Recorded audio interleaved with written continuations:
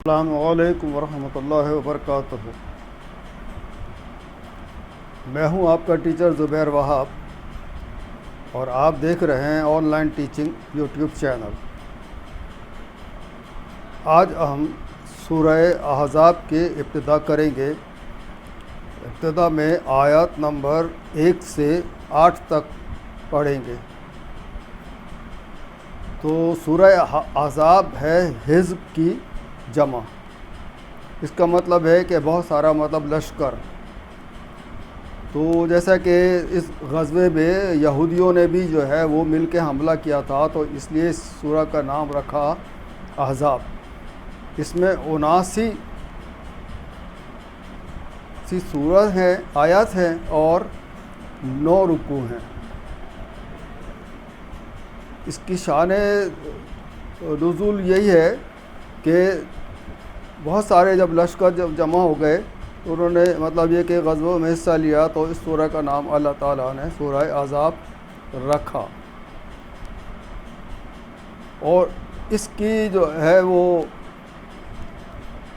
وجہ نزول یہ ہے کہ اس میں اللہ تعالیٰ نے مسلمانوں کو آزمائے اور اللہ تعالیٰ کی مدد بھی شامل حال رہی، اور نبی اکرم صلی اللہ علیہ وآلہ وسلم کے گھر کے آداب کے بارے میں بتایا گیا۔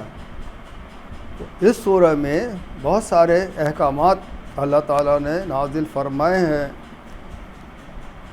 اس میں یہ ہے کہ منہ بولا بیٹا، جیسے منہ بولو بیٹے، پہلے منہ بولے بیٹے کو ساگا بیٹے کے درجہ دیا جاتا تھا، وہ اس میں نہیں دیا گیا۔ اس سورہ میں احزاب میں اس کی ممانعت کی گئی کہ منہ بولا بیٹا سگا بیٹا نہیں ہو سکتا۔ دوسری یہ کہ نبی اکرم صلی اللہ علیہ وآلہ وسلم کی ازواج مطہرات مومنوں کی مائیں ہیں۔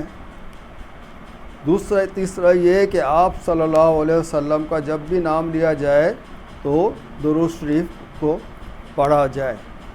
یہ میں نے آپ کو بتایا شان نزول ہے، اس کی نزول کی وجہ کیا ہے، اور سورہ احزاب میں چیدہ جو وہ یہ احکامات ہیں ان کا ذکر کیا گیا ہے۔ اب آئیے ہم سورہ کا ابتدا کرتے ہیں۔ بسم اللہ الرحمن الرحیم۔ آیت نمبر 1 سے 8 میں اللہ تعالیٰ نے فرمایا، اے پیغمبر خدا سے ڈرتے رہنا اور کافروں اور منافقوں کا کہا نہ ماننا۔ بے شک خدا جاننے والا اور حکمت والا ہے، اور جو کتاب تم کو تمہارے پروردگار سے وحی کی جاتی ہے اس کی پیروی کیے جانا۔ بے شک خدا تمہارے سب عملوں سے خبردار ہے، اور خدا پر بھروسہ رکھنا، اور خدا ہی کارساز کافی ہے۔ خدا نے کسی آدمی کے پہلو میں 2 دل نہیں بنائے۔ ایک بہت امپورٹنٹ آیت ہے۔ خدا نے کسی آدمی کے پہلو میں 2 دل نہیں بنائے، اور نہ تمہاری عورتوں کو جن کو تم ماں کہہ بیٹھتے ہو تمہاری ماں بنایا، اور نہ تمہارے لے پالکوں کو تمہارے بیٹے بنایا۔ یہ سب تمہارے منہ کی باتیں ہیں، اور خدا تو سچی بات فرماتا ہے اور وہی سیدھا راستہ دکھاتا ہے۔ مومنوں، لے پالکوں کو ان کے اصل باپوں کے نام سے پکارا کرو، کہ خدا کے نزدیک یہی درست طریقہ ہے، یہی درست بات ہے۔ اگر تم ان کے باپوں کے نام معلوم نہ ہوں تو دین میں تمہارے بھائی اور دوست ہیں، اور جو بات تم سے غلطی سے ہو گئی ہو اس پر کچھ گناہ نہیں، لیکن جو قصد دلی سے کیا ہے اس پر مواخذہ ہے، اور خدا بخشنے والا مہربان ہے۔ پیغمبروں مومنوں پر ان کی جانوں سے بھی زیادہ حق رکھتے ہیں، اور پیغمبر کی بیویاں ان کی مائیں ہیں، اور رشتہ دار آپس میں کتاب اللہ کی روح سے مسلمانوں اور مہاجروں سے ایک دوسرے کے زیادہ حقدار ہیں، مگر یہ کہ تم اپنے دوستوں سے احسان کرنا چاہو تو اور بات ہے۔ آیت نمبر ہم نے 1 سے 8 تک اس میں پڑھی ہے۔ آئیے اب ہم اس کو تفصیل سے اس کا ذکر کرتے ہیں، تفصیل سے ہم اس کو پڑھتے ہیں کہ اللہ تعالیٰ نے ان آیات میں کیا مطلب بیان کیا گیا ہے، اور ان آیات میں ہمیں کیا ہدایت دی گئی ہے، اور اس آیات میں اللہ تعالیٰ نے کیا ارشاد فرمایا ہے۔ ایک آیت میں اللہ تعالیٰ نے کہا کہ کفار اور منافقین کی باتوں کو نہ مانا جائے، ٹھیک ہے۔ ایک مرتبہ کفار نے میں سے ایک کوئی تھا اسما،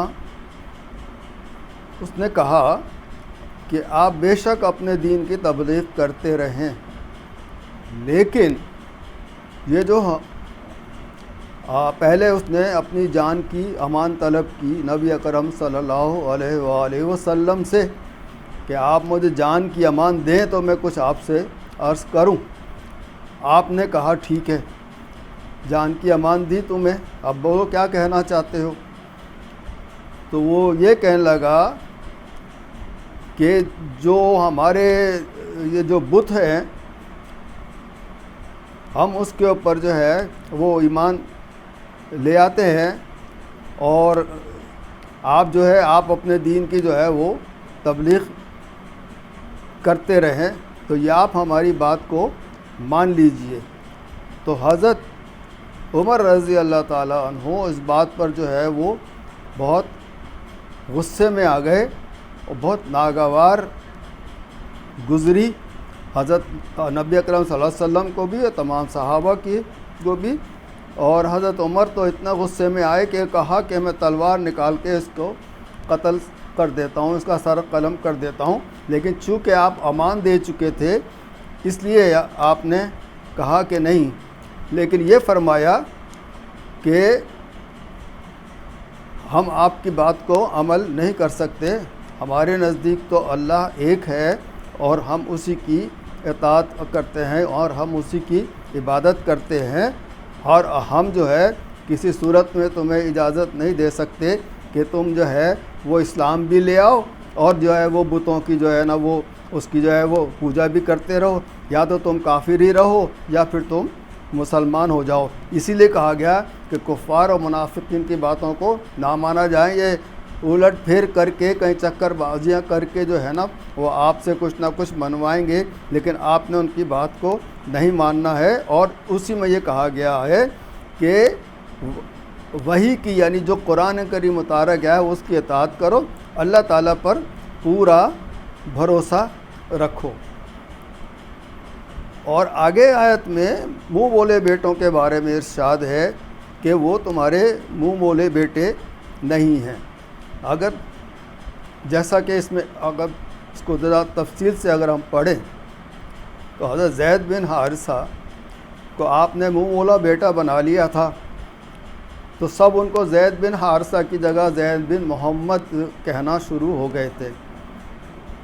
تو جب یہ بات ہوئی تو اس کے بیچ میں یہ ہوا کہ یہ تو ایک غلط مطلب یہ کہ سلسلہ چل نکلے گا، تب اللہ تعالیٰ نے یہ آیت نازل فرمائی کہ منہ بولو بیٹے میں اور حقیقی بیٹے میں فرق ہے۔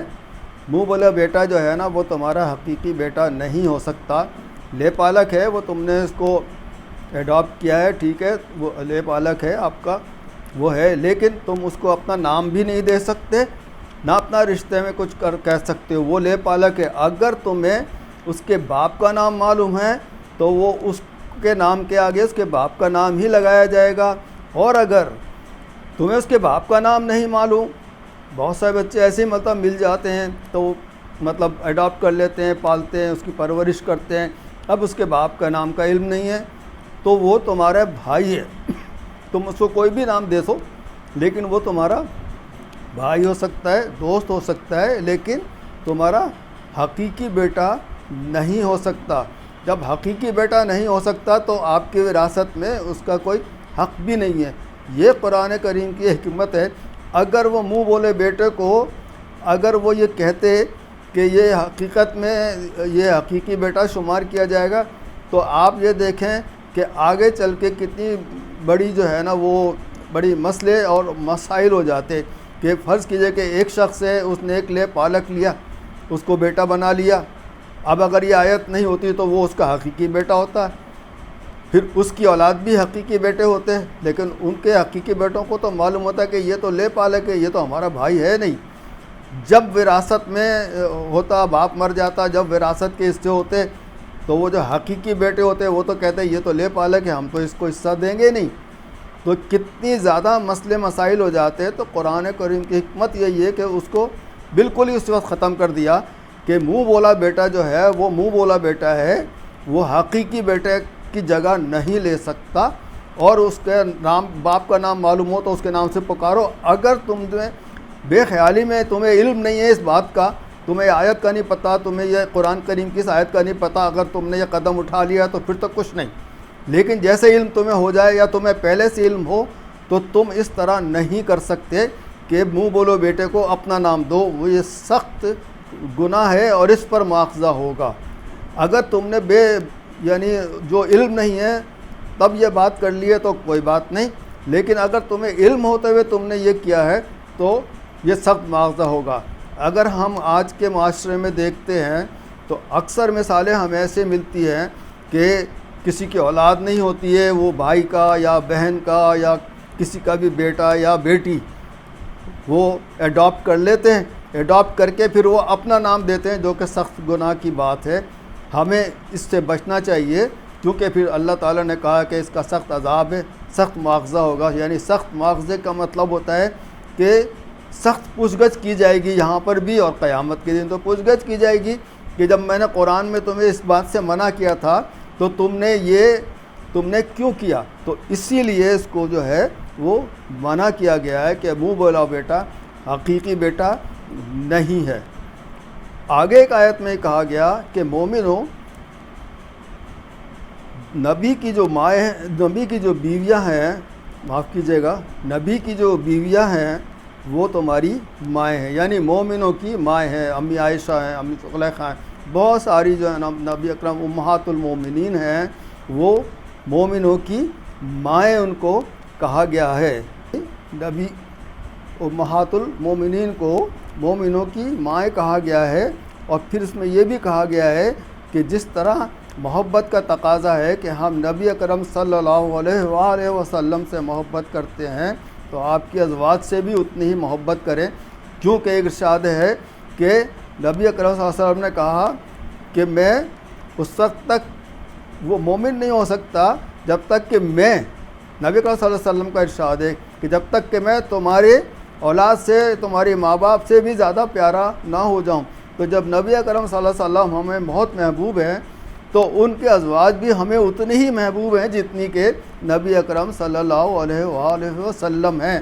تو اسی طرح ان کا رتبہ، ان کا مرتبہ بھی اتنا ہی ہے. تو اللہ تعالیٰ نے قرآن میں یہ کہا کہ وہ تمہاری مائیں ہیں. ہم اپنے ماؤں سے کس طرح محبت کرتے ہیں، کتنا ادب کرتے ہیں، کتنا احترام کرتے ہیں، تو وہ تو پھر بھی محمد مصطفیٰ صلی اللہ علیہ وسلم کی ازواج ہیں. تو ان سے تو اور زیادہ ہمیں محبت ہے اور کرنی بھی چاہیے، اور ان کے عمل بھی کرنا چاہیے، اور ان کی باتوں پر ہمیں اطاعت بھی کرنا چاہیے. آگے ایک آیت میں بہت امپورٹنٹ یہ بتایا گیا کہ اللہ تعالیٰ نے کسی شخص کے سینے میں دو دل نہیں بنائے. ایک کافر تھا اس میں مکے میں، ابو محمد زمیری، اس نے یہ کہنا شروع کر دیا تھا کہ میرے سینے میں دو دل ہیں. ایک تو یہ ہے کہ وہ ایک اللہ کے ساتھ میں ہے اور ایک کفار کے ساتھ میں، یعنی ایک مسلمانوں کے ساتھ میں اور ایک کفار کے ساتھ میں. تو اللہ تعالیٰ نے کہا کہ انسان کا یہ فطری تقاضا ہے کہ اس کے سینے میں ایک ہی دل ہوتا ہے. اب وہ چاہے ایک دل کسی کے ساتھ ہو، کفار کے ساتھ ہو یا مسلمانوں کے ساتھ ہو. تو وہ جو یہ دعویٰ کر رہا ہے کہ میرے سینے میں دو دل ہیں، تو اللہ تعالیٰ نے قرآن کی آیت میں کہا گیا کہ کسی انسان کے دل میں بھی دو دل اللہ تعالیٰ نے نہیں بنائے، ایک ہی دل بنایا ہے. اب وہ چاہے مسلمانوں کے ساتھ میں ہو یا کفار کے ساتھ میں ہو. تو اللہ تعالیٰ نے کبھی جو ہے جو چیز جو بنائی ہے اللہ تعالیٰ نے اس کا اقرار کئی جگہ پہ کیا کہ میں نے انسان کو یہ چیز بنائی ہے، میں نے انسان کے لیے یہ چیز بنائی ہے. تو اللہ تعالیٰ نے اس آیت میں مبارکہ میں یہ کہا گیا کہ میں نے اس کے دل میں اس کے جسم میں بھی 2 دل نہیں بنائے، ایک ہی دل بنایا ہے۔ آگے ایک آیت میں یہ کہا گیا ہے کہ زمانہ جاہلیت میں اکثر جب میاں بیوی میں جھگڑا ہوا کرتا تھا تو وہ مرد یہ کہتا تھا کہ آج سے تو تم میری ماں ہو۔ اب اگر یہ کہہ دیا تو اس کا مطلب ہے وہ بہت کفار کے اس کے زمانے میں، جاہلیت کے زمانے میں، کہ جھگڑا ہو گیا میاں بیوی میں، کہنے لگے بھائی آج سے تم میری ماں ہو، تو وہ پھر اس سے کوئی تعلق قائم نہیں رکھتا تھا۔ تو اللہ تعالیٰ نے اس میں کہا گیا کہ جو تمہاری عورتیں جن کو تم ماں کہہ بیٹھتے ہو، حقیقت میں وہ تمہاری ماں نہیں ہو جاتی، ماں کا رشتہ تو الگ ہی ہے، وہ تمہاری بیوی ہی ہوتی ہے۔ تو زمانہ جاہلیت کی باتیں ہیں کہ تم ان کو بہن کہہ دو کہ تم تو آج سے میری بہن ہو، تم تو آج سے میری ماں ہو، تو تم سے میں تعلق کیسے رکھوں، ایسی کوئی بات نہیں ہے۔ اور جو ہے وہ زمانہ جاہلیت کی جو ہے نا یہ باتیں ہیں، اس رسم کو اللہ تعالیٰ نے اس قرآن کی اس آیت میں ختم کر دیا گیا کہ تم بھلے غصے میں جو کچھ بھی کہہ دو، تو یہ کوئی طلاق واقع نہیں ہوتی، نہ تو وہ تمہاری ماں ہو جاتی ہے، نہ وہ تمہاری بہن ہو جاتی ہے، وہ حقیقت میں تمہاری بیوی ہی رہتی ہے جب تک کہ تم اس کو طلاق نہ دے دو۔ اگر تم اس کو طلاق دیتے ہو تو بات ٹھیک ہے، لیکن اگر تمہیں طلاق نہیں دی، تم نے ایسے غصے میں کہہ دیا کہ تم میری ماں ہو، تو وہ تمہاری ماں نہیں ہوگی، وہ تمہاری بیوی ہی رہے گی۔ تو اس جاہلانہ رسم کو اس آیت میں اللہ تعالیٰ نے ختم کیا گیا ہے کہ اگر غصے میں تم اپنی بیوی کو جو مرضی ہے کہہ دو، لیکن وہ رہے گی تمہاری بیوی ہی تا وقت ہے کہ جب تک تم اس کو طلاق نہ دے دو۔ اگر تم نے طلاق دی پھر وہ تمہاری بیوی نہیں ہے، لیکن اگر تم نے طلاق نہیں دی ہے تو پھر وہ تمہاری بیوی، چاہے غصے میں تم اس کو ماں کہہ دو، کچھ بھی کہہ دو، وہ تمہاری بیوی ہی رہے گی۔ ٹھیک ہے، تو یہ اسباق اگر آپ کو اچھے لگے ہوں تو براہ کرم اس چینل کو سبسکرائب کیجئے، بیل آئیکن کو پریس کیجئے تاکہ آگے آنے والی ویڈیوز آپ کو متواتر مسلسل ملتی رہیں۔ السلام علیکم ورحمۃ اللہ وبرکاتہ۔